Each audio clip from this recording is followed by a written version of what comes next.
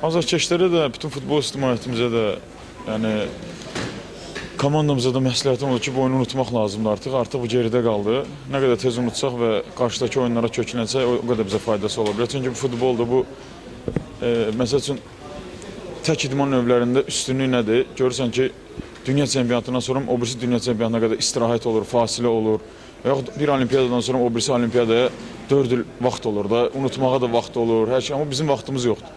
Biz yenə 3 gündən bir oyunlara çıxırıq və yenə gələcəkdəki, gələn ildəki Avropaya yol bu çempionatdan keçir. Yəni Avropa ilə deyil də təkcikdən Avropanı oynadın.